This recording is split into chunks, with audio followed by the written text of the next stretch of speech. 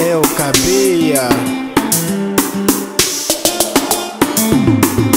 Foi durante uma guerra no Congo e uma pequena cidade chamada Benachitolo.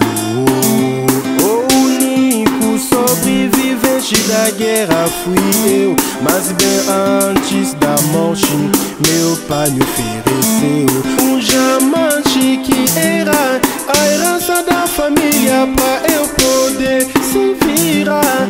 Oh, oh, oh, oh. Devolva meu diamante, Vanessa. Devolva meu diamante, ei. Devolva meu diamante, Vanessa. Devolva meu diamante. Quando eu cheguei aqui, precisava de alguém para me ensinar a língua portuguesa.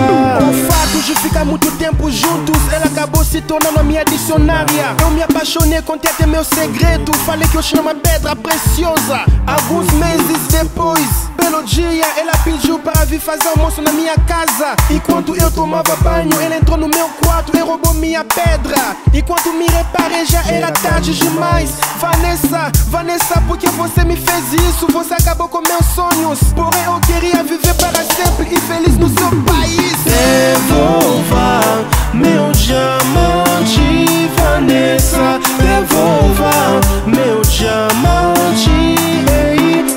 Quando eu cheguei aqui, precisava de alguém para me ensinar a língua portuguesa.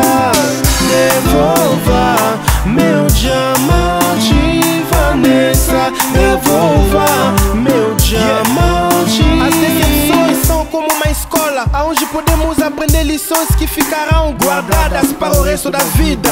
Mas o que você me ensinou foi mais que uma tragédia. Maldito seja seu futuro, pois eu queria ser grande. Você cortou minhas pernas, queria tocar o mundo, cortou minhas mãos. Estava esperando seu amor, você partiu meu coração. Como posso chorar se você arrancou meus olhos? Como eu vou viver sem aquilo que fazia minha